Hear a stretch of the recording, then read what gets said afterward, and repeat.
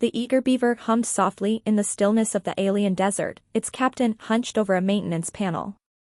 Captain James Reichert cursed under his breath as he jiggled a stubborn wire. "Lucy," he muttered, wiping grease from his hands onto his pants, "remind me to never trust a Zorvian discount mechanic again." The ship's AI responded, her voice dripping with sarcasm. "Noted. Shall I also remind you that this is the 4th time this week you've fixed something and made it worse?" "Funny," James shot back. "You're awfully mouthy for an AI. Can't you just compute something quietly?" Before Lucy could retort, a blaring alarm cut through the banter. "Impact detected. Mass approaching fast. Brace for." With a deafening thud, the entire ship rocked violently. James staggered, catching himself on the console. "Lucy, what the hell just hit us?" "Assessing. Preliminary analysis, not debris. Organic life form detected." James blinked. "Wait, something alive? Falling out of the sky?" Stepping outside, he froze. On the hood of his ship lay a figure, a woman, if his eyes weren't deceiving him, draped in shimmering silver fabric that glinted in the setting sun. Her body looked humanoid but impossibly elegant, as though sculpted from starlight. Then she moved, groaning softly before opening piercing violet eyes. Her voice, melodic yet firm, rang out, "Take me, I'm yours." James gawked, his brain scrambling to process the sight and the words. Come again?" The woman sat up, brushing off imaginary dust, and repeated, "Take me, I'm yours." "Look," he stammered, gesturing at the dent her landing had made in his ship, "I'm flattered, really, but you're gonna have to explain how you just skydived into my life uninvited." She tilted her head, puzzled. "Sky-dived? I descended seeking sanctuary. You must take me." James hesitated, glancing back at the ship. "Lucy, what are the chances this is some kind of elaborate scam?" "Low," Lucy chimed in, though her phrasing is questionable. "You're not kidding," he muttered. Turning back to the woman, he said, "Okay, let's start with your name. You've got one, right?" "I am Zara," she declared with regal confidence, emissary of the Zillan sovereignty. James raised an eyebrow. "An emissary? From that Zillan sovereignty? The uptight, hyper-advanced ones who wouldn't give humanity the time of day?" Zara frowned, clearly not understanding his tone. "Yes, precisely. And now I am here, requesting your protection." "Protection from what?" Before she could answer, Zara's gaze drifted to his hand, which was still holding a wrench. "Are you threatening me?" "What?" "No." James threw the wrench behind him. "It's a tool, not a weapon." "Strange," Zara murmured, more to herself than him. "Your kind resorts to such primitive methods for construction?" James groaned. "Listen, lady. Zara. Right, Zara. If you're gonna stay here, we need to set a few ground rules. Rule number 1, stop talking like you're auditioning for a space opera." Her eyes narrowed. "I do not know this opera, but I speak as my people dictate." "Yeah." "Well, your people clearly didn't get the memo about first impressions." Zara's demeanor softened slightly.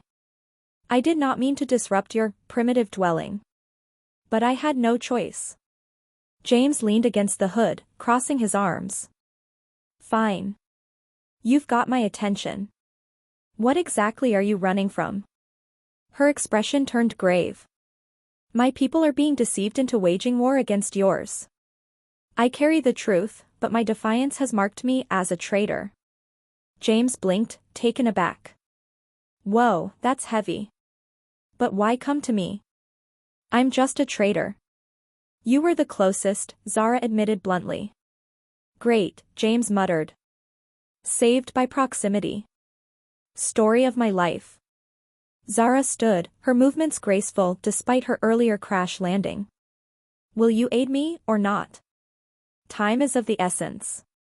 James rubbed his temples, groaning. "Lucy, remind me why I never ignore distress calls." "Because you have a guilty conscience," Lucy replied dryly. Right, he sighed, looking at Zara. Fine, I'll help. But you'd better be worth the trouble. Her lips curved into a faint smile. Do not worry, Captain. I am most valuable. The way she said it made James choke back a laugh. Oh, I'm sure you are. As they stepped inside, Zara surveyed the cluttered interior of the eager beaver with a mixture of fascination and disdain. This vessel is adequate. Gee, thanks, James muttered. Zara pointed at a half-empty mug on the console. Is that liquid nourishment? James snorted. It's coffee. You drink it to stay awake. Want some? She took a tentative sip and immediately gagged. This is toxic. Welcome to humanity, James said with a grin. Lucy chimed in. Captain, you have officially brought aboard the galaxy's least prepared stowaway. Yeah. I'm starting to get that, James muttered, shaking his head. Zara sat stiffly in the co-pilot's seat, her hands folded neatly in her lap. James glanced at her, still processing the whirlwind that had landed on his ship, literally. So, Emissary Zara, he began, breaking the silence, do you always greet people with cryptic one-liners, or am I just special? She tilted her head. Your presence is unconventional. I assumed such phrases would align with your species' communication tendencies. Well, that's one way to say I'm weird, James muttered. But, pro tip? Take me, I'm yours might send the wrong message. Her brow furrowed. Wrong message? I sought protection. Does the phrase not convey urgency? James couldn't help but laugh. Oh, it conveys something, all right. Before Zara could respond, the ship lurched, and Lucy's voice cut in. Captain, we're being hailed. Unidentified vessels on approach. James slapped a hand on the console. Great. What now? The holographic display flickered to life, revealing a sleek Zillan cruiser bearing down on them. Zara's calm demeanor cracked for the first time, a flicker of fear crossing her face. They've found me. Friends of yours? James asked dryly, already preparing evasive maneuvers. Hardly, Zara replied, her voice tight. They are enforcers. If they capture me, they will extract my life essence and erase all memory of my existence. Wow, James said, throwing the ship into a sharp dive. You Zillans really know how to throw a welcome party. The pursuing cruiser opened fire, blue energy bolts streaking past the eager beaver. Zara clutched the armrest, her usually composed expression betraying a hint of panic. Do you often engage in such reckless maneuvers? Only when I've got company trying to vaporize me, James shot back. Lucy's voice was as steady as ever. Captain, if I may suggest, the waste ejection system could serve as a temporary deterrent. James blinked. Lucy, are you telling me to throw garbage at them? Correct. It's unorthodox, but effective. Unorthodox is my middle name, James muttered. With a flick of a switch, the eager beaver released a cloud of compacted waste into space. The Zillan cruiser flew straight into it, their pristine hull smeared with debris. Zara stared at the display, horrified. You weaponized refuse? Welcome to human ingenuity, James said with a grin. The Zillan cruiser slowed, likely reeling from the indignity of being pelted with trash, giving James enough time to jump to hyperspace. As the stars stretched into lines around them, he exhaled heavily and leaned back in his seat. See? Easy, he said, glancing at Zara. That was barbaric, she said, though there was a trace of grudging admiration in her tone. James smirked. Barbaric gets the job done. Zara straightened, regaining her composure. We must discuss our next steps. The information I carry is crucial to preventing a galactic war. Right, James said, turning his chair to face her. Let's hear it. What's this big secret you've got? Zara hesitated, her hands resting delicately on her knees. The Zillan Council has been deceived. An external force is manipulating them into believing humanity is a threat. This force seeks to provoke a conflict to destabilize the region. James frowned. And you've got proof of this? She reached into a compartment on her belt and produced a small, glowing sphere. This contains the data. But it is encoded in a way only I can access. James raised an eyebrow. Convenient. Necessary, she corrected. If it falls into the wrong hands, the consequences would be catastrophic. He studied her for a moment, then leaned back in his chair. Okay, let's say I believe you. What's your plan? My plan, she said, her voice steady, is to deliver this information to the Zillan Council and expose the deception. With your assistance, I believe we can succeed. James chuckled. Lady, I'm just a trader with a barely functioning ship. You've got the wrong guy for heroics. You outmaneuvered a Zillan cruiser with waste disposal, she pointed out. Your methods may lack refinement, but they are effective. Gee, thanks, James said. Glad to know my trash tactics impressed you. Zara leaned forward, her gaze intense. Captain Riker, humanity's future is at stake. If the Zillans declare war, your species will not survive. I am placing my trust in you. James sighed, running a hand through his hair. You're really laying it on thick, aren't you? I speak the truth, she replied. He stared at her for a long moment, then finally said, Fine. I'll help you. But you'd better be ready to pull your weight. Zara nodded. I will do what is necessary. Good, James said, swiveling back to the controls. First order of business, figuring out how to sneak into Zillan space without getting blown to bits. Perhaps, Zara said thoughtfully, we could disguise ourselves as merchants. Your profession does lend itself to subterfuge. James gave her a sidelong glance. Was that an insult or a compliment? Both, she said with a faint smile. Lucy's voice interrupted them. Captain, I must remind you that this plan has a high probability of failure. Yeah. Well, James said, adjusting the ship's course, failures never stopped me before.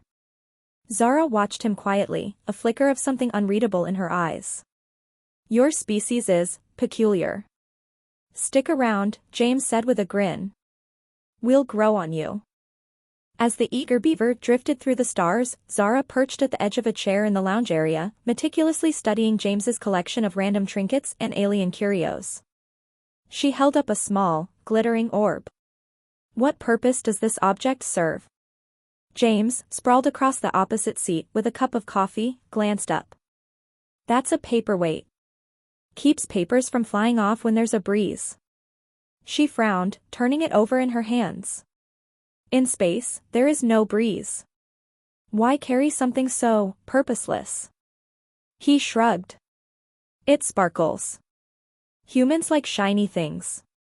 You prioritize aesthetics over practicality, she asked, clearly baffled.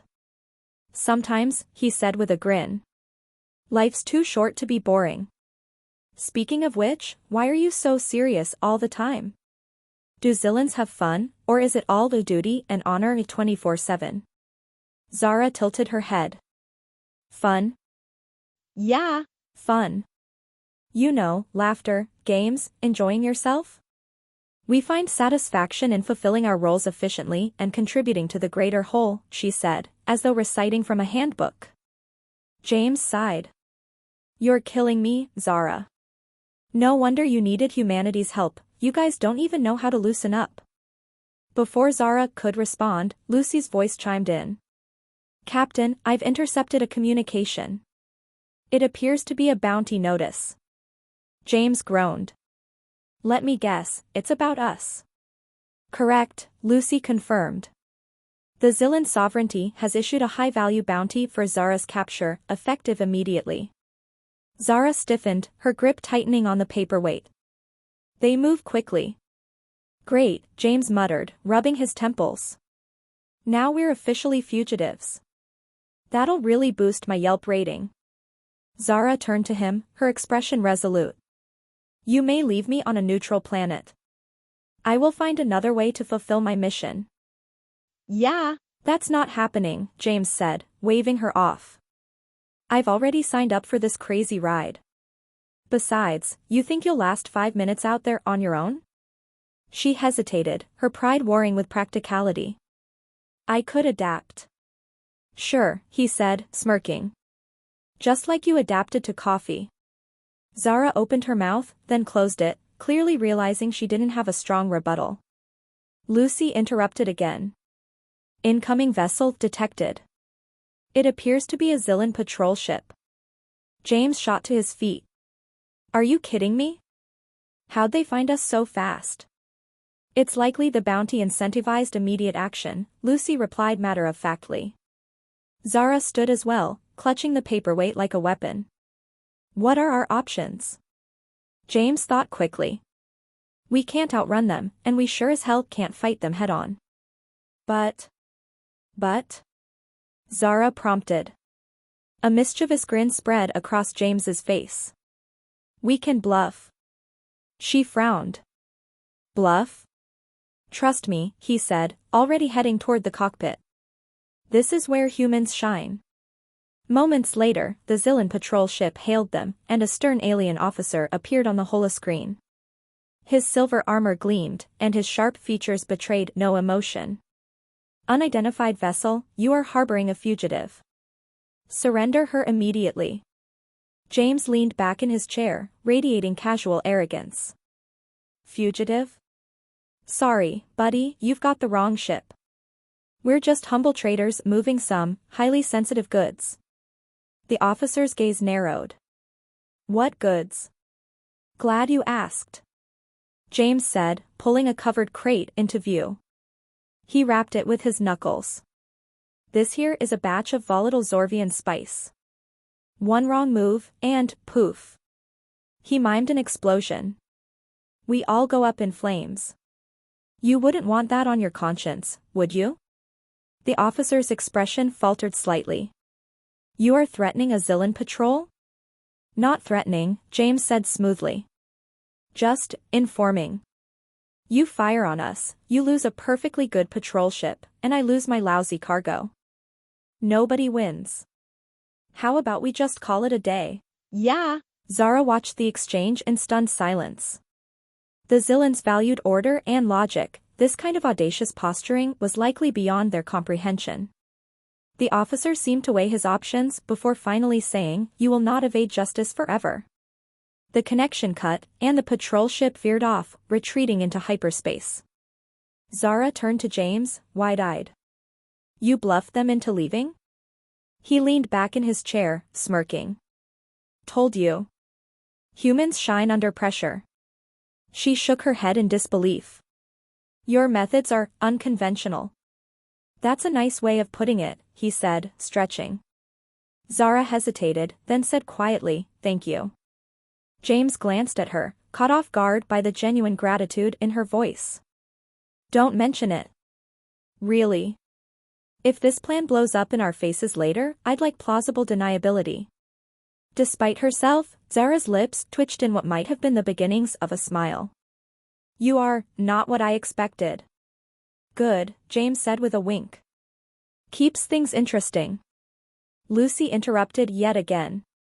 Captain, I must point out that this level of improvisation is unsustainable. Noted, James said, already setting a course for their next destination. But hey, it worked, didn't it? For now, Lucy replied. Zara leaned back in her seat, watching the stars blur past. Despite the chaos, she found herself feeling strangely hopeful. The eager beaver slipped into the outer edges of Zillan-controlled space, its engines humming at a cautious low. James leaned over the console, eyeing the readings while Zara stood beside him, her gaze fixed on the stars outside. Remind me again why sneaking into hostile territory is a good idea, James muttered, glancing sideways at her. Because the alternative is extinction for your species, Zara replied evenly. Right, no pressure, he said, leaning back in his chair. Lucy, status? All systems nominal, Captain, Lucy chimed in. However, I must reiterate that this mission has a statistically insignificant chance of success. James grinned. Statistically insignificant is where I thrive. Zara turned to him, her expression serious. We are approaching the Zillan communications relay. If we can access it, I can transmit the proof of the Council's manipulation to key figures within their hierarchy. And how exactly are we supposed to get in without setting off alarms? He asked, raising an eyebrow.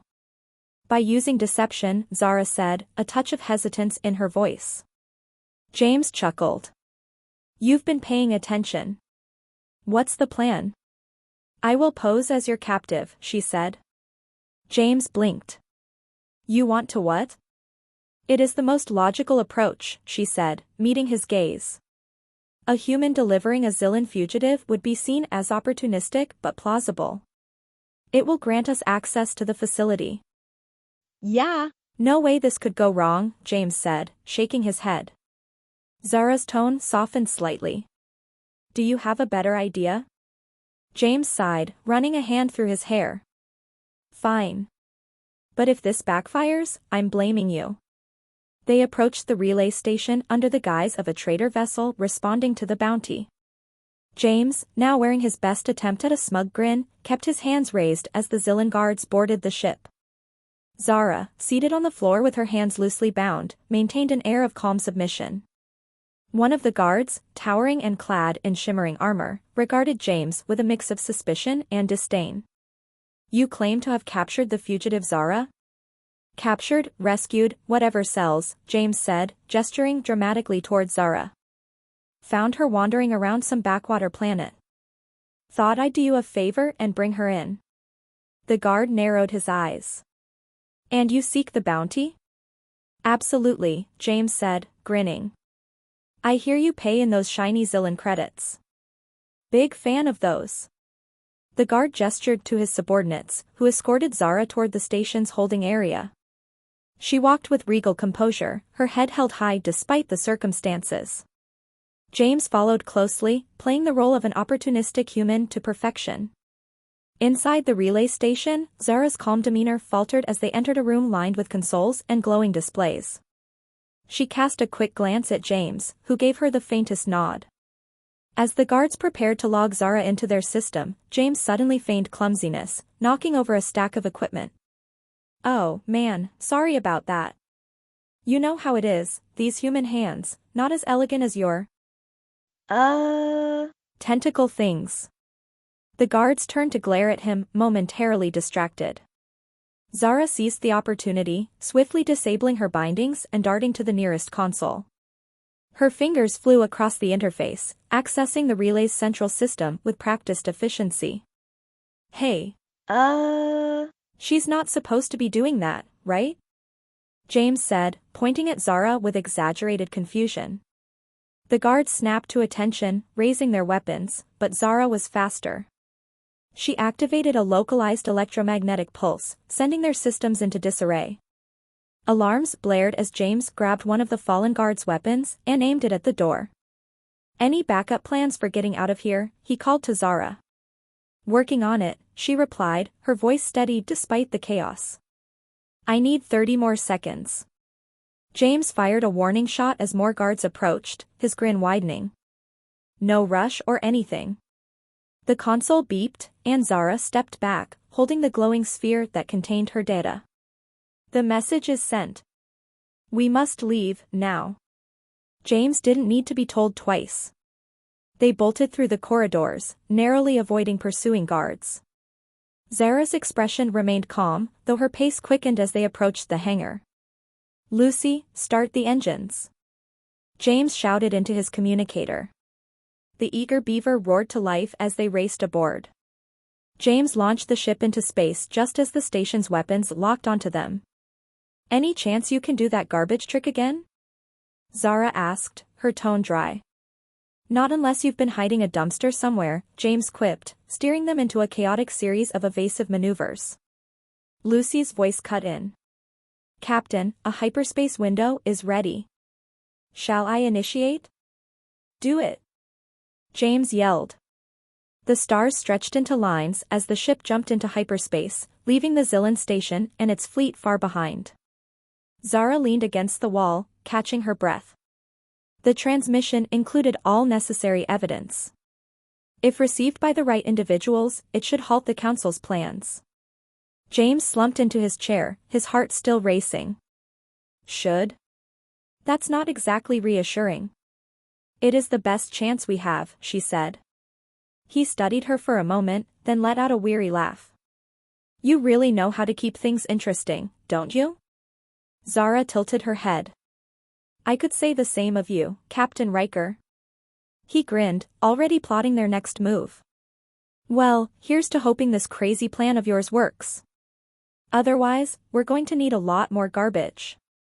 For the first time since she'd boarded his ship, Zara allowed herself a small, genuine smile.